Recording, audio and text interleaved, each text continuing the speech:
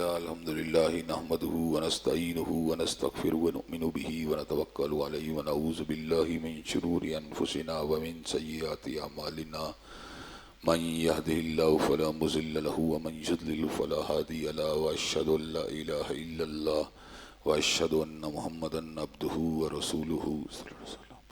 أما بعد فإن خير الحديث كتاب الله وخير الهدي هدي محمد صلى الله عليه وسلم وشر الأمور محدثاتها وكل محدثة بدعة وكل بدعة ضلالة وكل ضلالة في النار. أما بعد أعوذ بالله السميع العليم من الشيطان الرجيم وما أرسلناك إلا كافة للناس بشيرا ونذيرا ولكن أكثر الناس لا يعلمون. ہر قسم کی تعریفات اللہ مالک الملک کے لیے ہیں جنہوں نے جنات اور انسان کو حقیقی معنوں میں اپنی پوجا، اپنی بندگی اور اپنی عبادت کے لیے بنایا،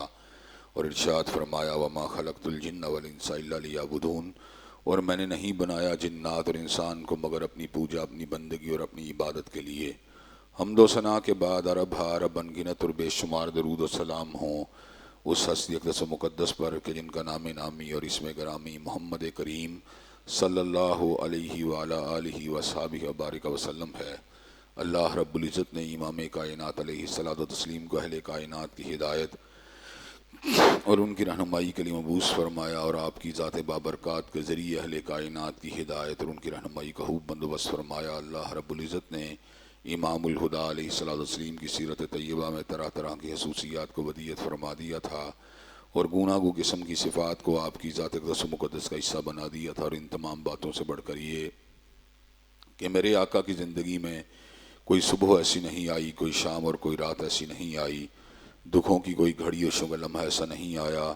جب مالک کائنات نے اپنی تائید کو، اپنی حمایت کو اور اپنی نصرت اور اپنی حمایت کاملہ کو اور اپنی تائید کاملہ کو آپ کے شامل حال نہ فرمایا ہو.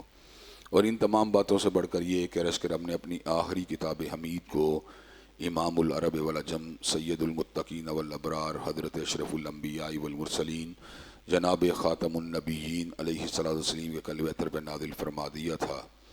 اسی کتاب حمید کے ایک اہم عنوان جس کا تعلق سیرت نبوی شریف کے ساتھ ہے، اس کے حوالے سے اپنی چند گزارشات کو بیان کرنے کا سلسلہ جاری و ساری تھا. پہلے بات حضرت رسول اللہ صلی اللہ علیہ وسلم کی شخصیت کے تعارف کی ہوئی تھی، اور اس کے بعد میں نے آپ کے سامنے اس بات کو بیان کرنا شروع کیا تھا کہ حضرت رسول اللہ صلی اللہ علیہ وسلم کی ذات اقدس کے ہمارے اوپر بہت سے حقوق ہیں بطور امتی جو ہم سب کے ذمے واجب الادا ہیں. والدین کے حقوق، اساتذہ کے حقوق، ہمسایوں کے حقوق، زوجین کے حقوق، بچوں کے حقوق، یہ تمام وہ حقوق ہیں جن کے حوالے سے کھل کے گفتگو ہوتی ہے. لیکن نبی مہرباں حضرت محمد کریم صلی اللہ علیہ وسلم کا ہم پہ کیا حق ہے، اس کے حوالے سے بالعموم گفتگو نہیں کی جاتی. نبی کریم صلی اللہ علیہ وسلم کا ہمارے اوپر بہت زیادہ حقوق ہیں، جن میں سے پہلا حق جس کو میں آپ کے سامنے بیان کر چکا تھا، لیکن چونکہ درمیان میں بہت سے ایسے موضوعات آئے جن کی وجہ سے موضوع میں انقطاع آ گیا، اس لیے مختصر طور پہ اس کو آپ کے سامنے رکھنا چاہتا ہوں. نبی کریم صلی اللہ علیہ وسلم کا پہلا حق ہمارے اوپر یہ ہے کہ ہمیں آپ کی عظمت کا اعتراف ہونا چاہیے اور آپ کی رفت کا احساس ہونا چاہیے. اللہ نے کائنات میں جتنی بھی مخلوقات پیدا کی ہیں، حضرت انسان کو ان میں سے علم کے اعتبار سے اللہ تبارک و تعالیٰ نے فوقیت دے رکھی ہے. آدم علیہ السلام کا علم فرشتوں سے زیادہ تھا، اس لیے کہ اللہ نے ان کو ان اشیاء کے ناموں سے آگاہ کیا تھا جن ناموں کے اشیاء سے اللہ تبارک و تعالیٰ نے فرشتوں کو آگاہ نہیں کیا تھا. چنانچہ جب امتحان لیا گیا تو فرشتوں نے کہا تھا سبحانک لا علم لنا الا ما علمتنا، اللہ تعالیٰ ہم ان اشیاء کے ناموں کے بارے میں کیوں کر اپنی رائے کا اظہار کر سکتے ہیں جن کی معرفت ہمیں آپ سے حاصل نہیں ہوئی. تو اللہ تعالیٰ نے چونکہ حضرت آدم علیہ السلام کو صفت علم سے متصف فرما دیا تھا، آپ نے سیدنا آدم علیہ السلام کے سامنے اس بات کو کہا یا آدم انبئہم باسمائہم، آدم علیہ السلام آپ ان اشیاء کے ناموں سے آگاہ کیجئے. تو فرشتے سب کے سب اس بات کے اوپر دنگ رہ گئے کہ حضرت آدم علیہ السلام نے تمام اشیاء کے ناموں کو تفصیل کے ساتھ بیان فرما دیا. وہیں سے ایک معرکہ حیر و شر کا آغاز ہوا تھا کہ فرشتوں نے تو حضرت آدم علیہ السلام کی فضیلت کو تسلیم کر لیا، لیکن شیطان لعین نے حضرت آدم علیہ السلام کی فضیلت کو تسلیم نہیں کیا۔ اللہ نے ابلیس کو، جو اس وقت تک عزازیل تھا اور کئی 100 برس بلکہ کئی روایات کے مطابق کئی 1000 برس تک اللہ کی عبادت کرتے کرتے اتنا برگزیدہ ہو چکا تھا کہ فرشتوں کا ہم نشیں بن چکا تھا، جب اللہ تعالیٰ نے فرشتوں کو آدم علیہ السلام کے سامنے جھکنے کا حکم دیا تو ابلیس نے یہ بات کہی تھی، انا خیر منہ، میں اس سے بہتر ہوں، خلقتنی من نار و خلقتہ من طین، اللہ تو نے مجھے آگ سے پیدا کیا، اس کو مٹی سے پیدا کیا۔ آگ بھڑک کے اوپر جاتی ہے اور مٹی چھوڑنے کے بعد نیچے جاتی ہے، تو نیچے گرنے والی مٹی کے سامنے اوپر جانے والا کیوں کا جھک سکتا ہے؟ اللہ کے فرمان کے سامنے، حضرت رسول اللہ صلی اللہ علیہ وسلم کے فرمان کے سامنے اپنی رائے پہ اصرار کرنا اور اس کے اوپر زیادہ تندہی کے ساتھ اپنے موقف کو جو ہے منوانے کی کوشش کرنا، یہ انتہائی غلط طریقہ یہ کار ہے، یہ ابلیسی طریقہ ہے۔ جو رحمانی اور وہ طریقہ جس کو اللہ تبارک و تعالیٰ پسند فرماتے ہیں وہ یہی ہے کہ جب اللہ تبارک و تعالیٰ کا امر آ جائے، اس کا حکم آ جائے تو اس کے سامنے سر تسلیم کو ہم کر دینا چاہیے۔ حضرت آدم علیہ السلام جو تھے، اللہ تعالیٰ نے ان کی فضیلت کو مسلم فرما دیا اور تمام فرشتوں کو جھکنے کا حکم دیا، ابلیس نہ جھکا اور راندہ درگاہ بن گیا۔ حضرات گرامی قدر، اس انسان کو جو اللہ تعالیٰ نے احسن تقویم میں پیدا کیا اور اس کو اپنی رضا اور اپنی خوشنودی کا طلبگار بنا کر اور اس کو ایک امتحان سے گزار کر جنت اور جہنم کی چوائس کرنے والا بنا دیا، یہ اس اعتبار سے فرشتوں سے بھی افضل ٹھہرا کہ جب یہ اپنی خواہشات کو دباتا ہے تو اللہ تبارک و تعالیٰ اس کو جنت کا حقدار بنا دیتے ہیں، اور جب یہ اپنی خواہش کے پیچھے لگ جاتا ہے تو پھر یہ اتنا گرتا ہے، اولئک کالانعام بل ہم اضل، یہ چوپایوں کی مانند ہو جاتا ہے۔ نیکوکار انسان رتبے میں سب کے سب برابر نہیں ہیں، ان میں صلحاء بھی شامل ہیں جو اللہ تبارک و تعالیٰ کی رضا کے لیے ہم وقت کوشاں رہتے ہیں، ان کے اندر شہید بھی شامل ہیں جنہوں نے اللہ تبارک و تعالیٰ کی بارگاہ میں اپنے لہو کو گرا دیا، ان میں صدیق بھی شامل ہیں جن کے ایمان کی اللہ نے شہادت دی ہے، ان میں انبیاء بھی شامل ہیں جن سے اللہ تبارک و تعالیٰ ہم کلام ہوئے۔ حضرات گرامی قدر، اللہ تبارک و تعالیٰ نے مختلف طرح کے رتبے ہیں، درجات ہیں، جو کسی کو علم کی وجہ سے دیے، کسی کو ایمان کی وجہ سے دیے اور کسی کو اپنے فضل خاص سے عطا فرما دیے۔ نبوت اللہ تبارک و تعالیٰ کی طرف وہبی اعتبار سے ایک ایسی عطا ہے جو اولیاء کو نہیں مل سکتی، جو اتقیاء کو نہیں مل سکتی، جو ازکیاء کو نہیں مل سکتی۔ حضرات گرامی قدر، انسان ولایت کے ہر مقام پہ جا سکتا ہے، ولایت کی انتہا پہ جا سکتا ہے،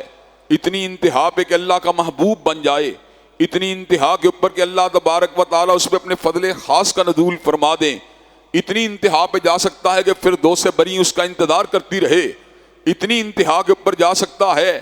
کہ اللہ تبارک و تعالیٰ فرشتوں کی مجالس میں اس کا ذکر کریں، لیکن کوئی بھی ولی اللہ اپنی مرضی کے ساتھ، اپنی محنت کے ساتھ، اپنے اکتساب کے ساتھ نبی نہیں بن سکتا۔ نبوت اگر ملتی ہے تو خالصتاً اللہ تبارک و تعالیٰ کی طرف سے وہبی اعتبار سے ملتی ہے، اس لیے کہ اللہ تبارک و تعالیٰ کی مرضی تھی۔ اللہ نے سیدنا آدم سے کلام کیا، سیدنا نوح سے کلام کیا، سیدنا ابراہیم سے کلام کیا، سیدنا اسماعیل سے کلام کیا، سیدنا موسیٰ سے کلام کیا، سیدنا عیسیٰ سے کلام کیا، جناب ابراہیم سے کلام کیا، حضرت رسول اللہ سے کلام کیا۔ اللہ کو پتہ ہوتا ہے، اللہ عالم حیث یجعل رسالتہ، اللہ نے اپنا نبی کس کو بنانا ہے، اپنا رسول کس کو بنانا ہے۔ اس لیے کوئی بھی شخص اپنی محنت و ریاضت کے ساتھ اگر یہ بات سمجھتا ہے کہ نبوت کا اجرا ہو سکتا ہے یا نبوت جاری رہ سکتی ہے، وہ خیال خام کے اندر مبتلا ہے، اس کا دماغ جو ہے وہ چل چکا ہے، وہ شریعت کے اسرار و رموز کو سمجھنے سے قاصر ہو چکا ہے، وہ آیات اللہ کو سمجھنے سے بہرا اور اندھا ہو چکا ہے۔ حضرات گرامی قدر، ساری رات تہجد پڑھنے کے باوجود بھی اور دن کے وقت اشراق سے لے کے ظہر تک نوافل کو ادا کرنے کے باوجود بھی اور مسلسل آنکھوں سے آنسوؤں کو گلا لینے کے باوجود بھی نبوت نہیں مل سکتی، رسالت نہیں مل سکتی۔ حضرات گرامی قدر، اللہ تعالیٰ نے اس منصب جلیلہ کو جن نفوس قدسیہ کے لیے منتخب فرما لیا، ان نفوس قدسیہ کا منصب ملتا رہا، یہاں تلک کہ اللہ تبارک و تعالیٰ نے حضرت رسول اللہ کی ذات اقدس کے اوپر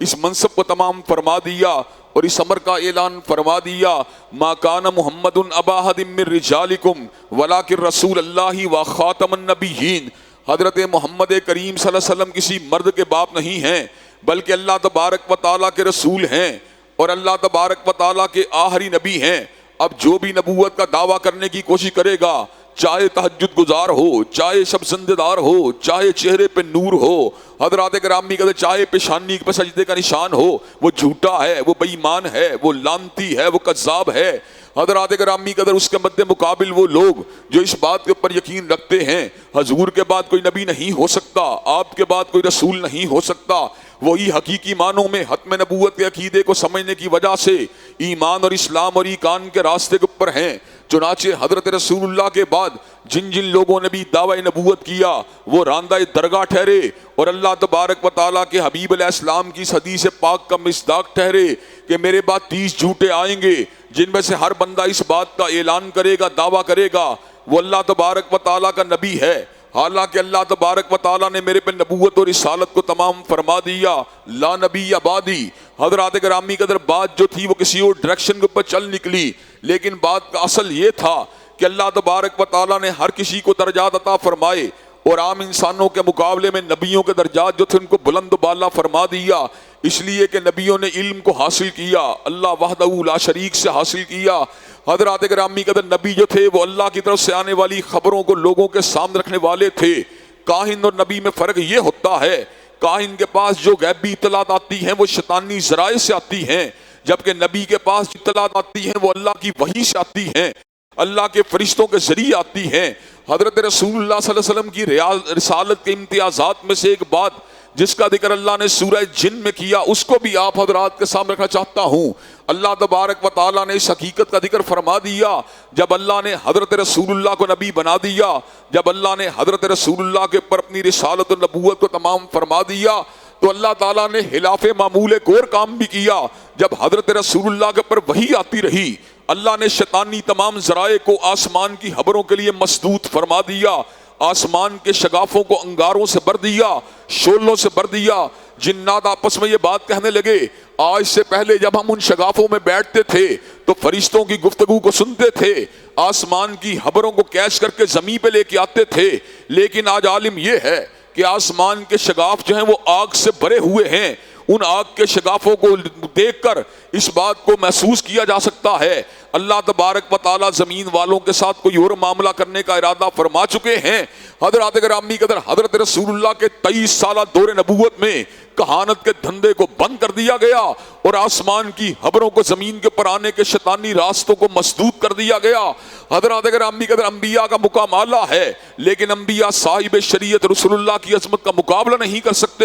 صاحب شریعت رسول اللہ ان کا مقام بھی اعلیٰ ہے، لیکن اللہ نے ان کے اندر سے بھی 5 ہستیوں کو بہت بلند و بالا شان عطا فرمائی ہے۔ وہ ہستیاں جن کو اولو العزم رسول کہا جاتا ہے، جنہوں نے استقامت کی، قربانی کی، عزم کی، ہمت کی، استقلال کی، صبر کی، ایک نئی داستان کو اپنے کردار و عمل سے تحریر فرما دیا اور آنے والے لوگوں کو ورطہ حیرت میں گم فرما دیا کہ کیا اللہ کی محبت کے اندر انسان اتنی ابتلاؤں کو بھی برداشت کر سکتا ہے، اتنی اذیتوں کو بھی سہنا اور جھیلنا گوارا کر سکتا ہے۔ سیدنا نوح کو پتھر مارے گئے، سیدنا نوح کو دیوانہ کہا گیا، سیدنا نوح کو مجنو اور ساحر کہا گیا، لیکن سیدنا نوح علیہ السلام نے 950 برس تک دیوانہ کہلوانے کے باوجود، مجنو ساحر کہلوانے کے باوجود اللہ کی توحید کی دعوت کو نہیں چھوڑا۔ حضرات گرامی قدر ابراہیم علیہ السلام جن کو مقام خلیل اللہ، جن کو مقام خلت حاصل ہوا، اللہ نے ان کو اپنا خلیل بنا لیا،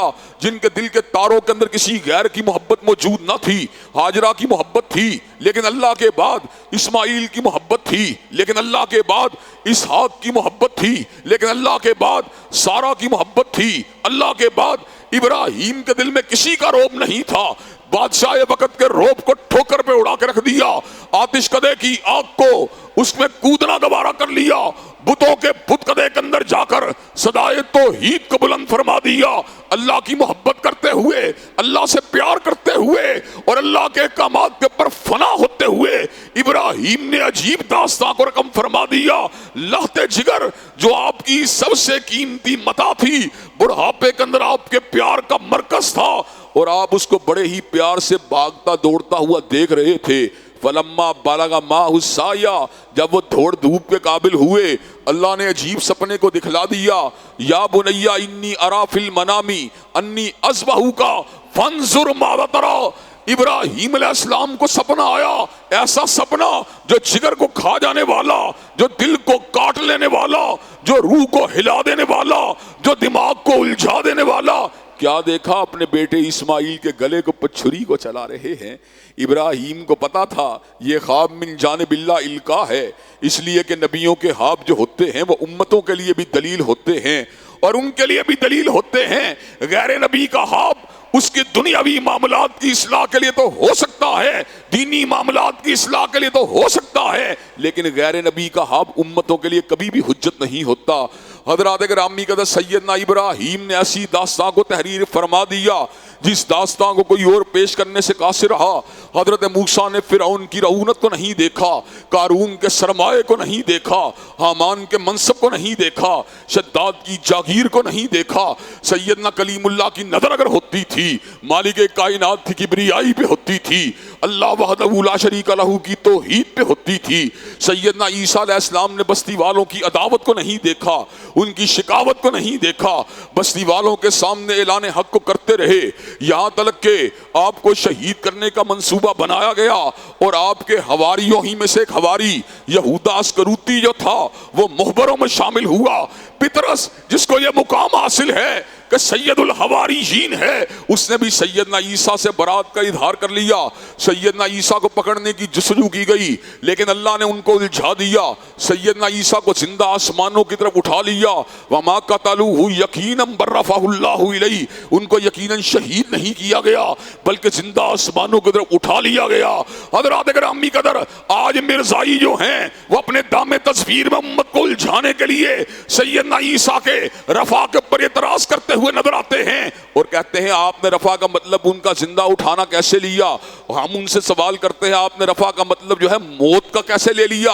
آپ نے رفع کا مطلب جو ہے موت کے وقوع ہونے کا کیسے لیا. حضرات گرامی قدر ہم قرآن مجید کی الفاظ کی ظاہریت کو تسلیم کریں گے، ان کی اس دلالت کو تسلیم کریں گے جو دلالت قرآن کی آیات بینات سے ثابت ہے، جو دلالت جو ہے حدیث طیبہ سے ثابت ہے، جو دلالت جو ہے سنت مطہرہ سے ثابت ہے، جو دلالت جو ہے اجماع امت سے ثابت ہے. اللہ تبارک و تعالیٰ نے اس امر کا اعلان فرما دیا، وَإِذْ قَالَ اللَّهُ يَا عِيسَىٰ إِنِّي مُتَوَفِّيكَ وَرَافِعُكَ إِلَيَّ وَمُطَهِّرُكَ مِنَ الَّذِينَ كَفَرُوا وَجَاعِلُ الَّذِينَ اتَّبَعُوكَ فَوْقَ الَّذِينَ كَفَرُوا إِلَىٰ يَوْمِ الْقِيَامَةِ. اے عیسیٰ میں تجھے پورا لے لوں گا، اور پورا لینے کی صورت یہ ہوگی اذ قال اللہ یا عیسیٰ انی متوفیک ورافعک الیہ، کہ میں تجھے عام انسانوں کی طرح موت نہیں دوں گا بلکہ تجھ کو زندہ آسمانوں کی طرف اٹھا لوں گا. ومطہرک من الذین کفروا، اور کافر تیرے بال کو بھی بیکا نہیں کر سکیں گے.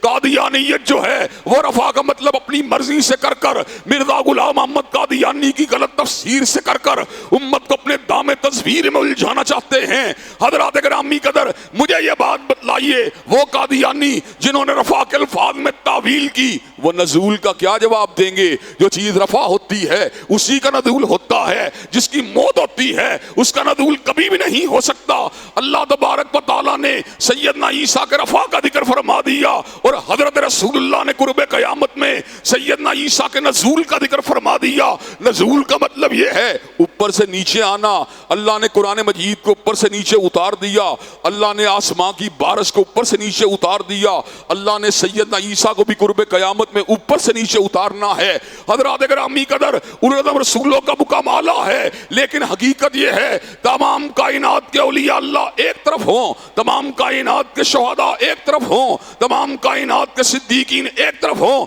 نبی اولو رسول اللہ ایک طرف ہوں، سارے اگر جمع ہو جائیں تو محمد کریم علیہ السلام کی عظمت کا مقابلہ نہیں کر سکتے. لا نفرق بین احد من رسلہ، مسلمانوں کا عقیدہ یہ ہونا چاہیے انہیں رسول اللہ کے درمیان ایمان کے اعتبار سے تفریق نہیں کرنی چاہیے. لیکن جہاں تک تعلق ہے منازل کی بات کا، جہاں تک تعلق ہے مدارج کی بات کا، تلک الرسل فضلنا بعضهم علی بعض منهم من کلم اللہ ورفع بعضهم درجات، اللہ نے بعض رسولوں کے درجوں کو بعض کے مقابلے میں بلند فرما دیا، کئی ایک سے اللہ نے کلام کیا، کئیوں کے درجوں کو بلند فرما دیا، لیکن جہاں محمد کریم کی باری آئی اللہ نے سب سے بلند و بالا فرما دیا۔ اور حضرات گرامی کا دلائل تو بہت سے ہیں، لیکن ایک دلیل دے کے انشاءاللہ باقی موضوع کو اگلے خطبے تک موقوف کروں گا۔ حضرات گرامی کا دلائل تو شریعت کے بہت سے ہیں، آپ کی رسالت میں عالمگیریت ہے، آپ کی رسالت میں جامعیت ہے، اللہ نے آپ کے اوپر ختم نبوت کا تاج آپ کے سر عالی کے اوپر رکھ دیا،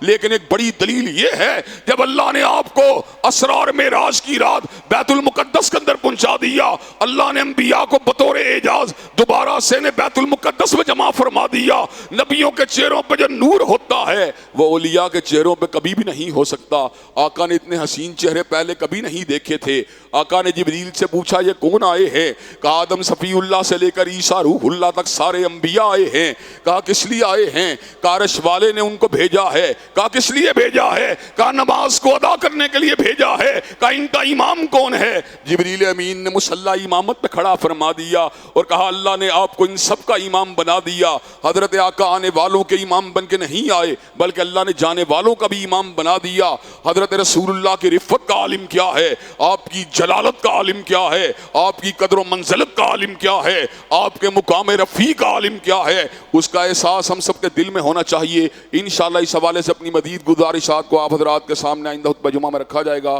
اللہ تبارک و تعالیٰ جو باتیں کہی گئی سنی گئی ان پہ ہم سب کو عمل پیرا ہونے کی توفیق دے۔ وآخر دعوانا الحمدللہ رب العالمین۔ الحمدللہ نحمده ونستعینه ونستغفره ونؤمن به ونتوکل علیہ ونعوذ باللہ من شرور انفسنا ومن سیئات اعمالنا، من يهده الله فلا مضل له ومن يضلل فلا هادي له، واشهد ان لا اله الا الله واشهد ان محمدا عبده ورسوله صلی اللہ علیہ وسلم۔ اما بعد فإن خير الحديث كتاب الله وخير الهدي هدي محمد صلی اللہ علیہ وسلم، وشر الامور محدثاتها وكل محدثة بدعة وكل بدعة ضلالة وكل ضلالة في النار۔ حضرات گرامی قدر، ایک موضوع جسے وقتی طور پہ موقوف کیا گیا تھا اس کا دوبارہ میں نے آپ کے سامنے اظہار کرنا شروع کیا ہے۔ حضرت رسول اللہ کے حقوق امتیوں کے اوپر کیا ہیں، اس حوالے سے پہلے نقطے کے اوپر اپنی گزارشات کو رکھنا شروع کیا ہے، اور انشاءاللہ آئندہ خطبات جمعہ میں آپ کے جملہ حقوق کو بتدریج آپ حضرات کے سامنے رکھنے کی کوشش کی جائے گی، تاکہ بحیثیت امتی ہم اپنے نبی کے حوالے سے جو ذمہ داریاں ہیں ان کو ادا کرنے کے قابل ہو جائیں۔ حضرات گرامی کا اس ضمن کے اندر اہم ترین بات یہ ہے کہ اللہ تبارک و تعالیٰ نے آپ کو صدیقین، شہداء، انبیاء اور رسول اللہ کے مقابلے میں بلند و بالا فرما دیا، اور اس کی دلائل تو بہت سے ہیں۔ اللہ نے آپ کو خاتم النبیین بنا دیا اور آپ کو آفاقی اور عالمگیر رسول بنا دیا، لیکن ایک دلیل جو بالکل ظاہر ہے، اللہ نے انبیاء علیہ السلام کو آپ کی امامت میں صحن بیت المقدس میں جمع فرما کر اس بات کو وعدے فرما دیا، آپ آنے والوں کے امام بن کے نہیں آئے بلکہ جانے والوں کے بھی امام ہیں۔ اللہ نے عالم ارواح میں عہد لیا تھا، وَإِذْ أَخَذَ اللَّهُ مِيثَاقَ النَّبِيِّينَ لما آتيتكم من كتاب وحكمة ثم جاءكم رسول مصدق لما معكم لتؤمنن به ولتنصرنه۔ اللہ تبارک و تعالیٰ نے عالم ارواح میں انبیاء سے وعدہ لیا تمہیں رسالت اور نبوت ملے گی، لیکن اگر آپ کی زندگیوں میں عبداللہ کے لخت جگر اور آمینہ کے نور نظر آ جائیں تو آپ نے اپنی رسالت کو نہیں چلانا بلکہ حضرت رسول اللہ کی رسالت کو اٹھانا ہے، ان کے جھنڈے کو اٹھانا ہے اور ان کی مدد کرنی ہے۔ حضرت عیسیٰ علیہ السلام قرب قیامت میں آ کے اسی بات کو ثابت کریں گے کہ آپ حضرت رسول اللہ کے عہد مبارک میں آ کر اور آپ کے عہد رسالت میں آ کر اپنی رسالت کی دعوت نہیں دیں گے بلکہ حضرت رسول اللہ کی رسالت کی دعوت دیں گے، اور شریعت محمدی کے پابند ہوں گے۔ مقام الروحہ سے آپ حج و عمرہ یعنی حج تمتع کے احرام کو باندھیں گے، اور حضرات گرامی قدر زمین کے اوپر اللہ تبارک و تعالیٰ کی شریعت کے نفاذ کی جستجو کریں گے۔ حضرات گرامی قدر اس کے ساتھ ساتھ حضرت رسول اللہ کی رفت، آپ کے مقام بلند کے ذکر کے ساتھ ساتھ میں آپ حضرات کی توجہ دوبارہ قضیہ فلسطین کی طرف بھی متوجہ کروانا چاہتا ہوں۔ فلسطینی ہمارے بھائی ہیں، مظلوم ہیں، مجروح ہیں، زخمی ہیں، شہید ہیں۔ حضرات گرامی قدر ان کے ساتھ ہونے والے ظلم و زیادتی کے اوپر جو امت کی ذمہ داری بنتی تھی، امت نے اس ذمہ داری کو ادا نہیں کیا۔ ہم اوطان میں تقسیم ہیں، ہم اقوام میں تقسیم ہیں، ہم برادریوں پارٹیوں میں تقسیم ہیں، ہم جغرافیائی حد بندیوں کے اندر تقسیم ہیں، مقید ہیں، جس کی وجہ سے ہم اپنے بھائیوں کی صحیح طور پہ مدد نہیں کر پا رہے۔ حالانکہ ہونا تو یہ چاہیے تھا کہ اخوت اس کو کہتے ہیں، چبھے کانٹا جو کابل میں تو ہندوستان کا ہر پیر و جواں بے تاب ہو جائے۔ القدس کے علاقے میں ہونے والا ظلم ہماری بہنوں کے اترتے ہوئے دوپٹے، ان کی اترنے والی چادریں، ہمارے بھائیوں کے سینے میں اترنے والی سنگینیں، اور ہمارے معصوم بچوں کے لہو میں ڈوبے ہوئے چہرے، اور ہماری بہنوں کے سروں سے اترنے والے آنچل، حضرات گرامی قدر، یہ ہمارے ضمیروں کو جھنجھوڑنے کے لیے کافی تھے۔ لیکن مسلمان، آج کا مسلمان جو ہے وہ قوم پرست مسلمان ہے، آج کا مسلمان جو ہے وہ مادیت پرست مسلمان ہے۔ آج کے مسلمان نے اس نصیحت کو بلا دیا جو نصیحت غلبے کی نصیحت تھی، جو عروج کی نصیحت تھی۔ وہ نصیحت کیا تھی؟ آج تجھ کو بتاتا ہوں تقدیر امم کیا ہے، شمشیر و سناول، طاؤس اور باباہر۔ حضرات گرامی قدر، امت کی افواج بھی ہیں، امت کے لشکر بھی ہیں، امت کا اسلحہ بھی ہے، امت کے ٹینک بھی ہیں، امت کی توپیں بھی ہیں، امت کے میزائل بھی ہیں، لیکن یہ میزائل جو ہیں اپنی مرضی سے نہیں چل سکتے۔ یہ میزائل بھی غلام ہیں، یہ ٹینک بھی غلام ہیں، یہ توپیں بھی غلام ہیں۔ حضرات گرامی قدر، ہم غلام نہ ہوتے کشمیر بھی آزاد ہوتا، اگر ہم غلام نہ ہوتے برما بھی آزاد ہوتا، اگر ہم غلام نہ ہوتے فلسطین بھی آزاد ہوتا، اور اگر آزاد نہ بھی ہوتا تو کم از کم ہماری تلواریں تو بے نام ہوتی، کم از کم ہمارے جذبہ جہاد تو جوان ہوتا، کم از کم ہم میدان عمل میں تو موجود ہوتے، کم از کم ہم ان کے ساتھ مبارزت کی پوزیشن میں تو ہوتے، کم از کم ہمارا پنجہ ان کے پنجے کے اندر تو موجود ہوتا، ہماری آنکھیں ان کی آنکھوں میں تو موجود ہوتی، ہماری تلواریں ان کی گردنوں کے اوپر تو موجود ہوتی، ہم اللہ تبارک و تعالیٰ کے دین کی اقامت کے لیے میدان میں تو موجود ہوتے۔ حضرات گرامی قدر، جو نہ تھا خوب بتدریج وہی خوب ہوا، اور غلامی میں بدل جاتا ہے قوموں کا ضمیر۔ حضرات گرامی قدر، آج ہم اوطان میں تقسیم ہونے کے بعد، پارٹیوں اور برادریوں میں تقسیم ہونے کے بعد اتنے بزدل ہو چکے ہیں کہ اسرائیل کے علاوہ راست اقدام کا الٹیمیٹم دینے تک کے لیے آمادہ و تیار نہیں ہیں۔ میں اگر سوختہ ساواں ہوں تو یہ روز سیاہ خود دکھایا ہے، میرے گھر کے چراغاں نے مجھے، آج میرے گھر کے اندر جو سیاہی ہے، آج میرے گھر کے اندر جو بے رونقی ہے، آج جو میرے گھر کے اندر اداسی مایوسی ڈپریشن ہے، آج جو میرے گھر کے اندر اٹھنے والے لاشیں ہیں، آج جو میرے گھر میں بکھرا ہوا لہو ہے، وہ دکھایا ہے میرے گھر کے چراغاں نے مجھے۔ اس کے پس منظر میں میری اپنی بے عملی ہے، اس کے پس منظر میں امت کے حکمرانوں کی بے عملیاں ہیں، اس کے پس منظر میں حکمرانوں کی بزدلیاں ہیں، اس کے پس منظر کے اندر سامراجیت کے سامنے سر کو جھکانا ہے، اس کے پس منظر کے اندر سپر طاقتوں کے سامنے، دنیا کی سپر طاقتوں کے سامنے اپنی گردنوں کو گرانا ہے۔ حضرات گرامی قدر، ملت کو بیدار ہونا پڑے گا اور حکمرانوں کو ہوش کے ناخن لینے پڑے گے، اور فلسطینیوں کے ساتھ انشاءاللہ ہمیں اظہار یکجہتی کرنا پڑے گا، اور شب گریزاں ہوگی آخر جلوائے خورشید سے، اور یہ چمن معمور ہوگا نغمہ توحید سے۔ ان اللہ یامر بالعدل والاحسان وایتاء ذی القربی وینہی عن الفحشاء والمنکر والبغی۔ سبحان ربک رب العزۃ عما یصفون والسلام علی المرسلین والحمد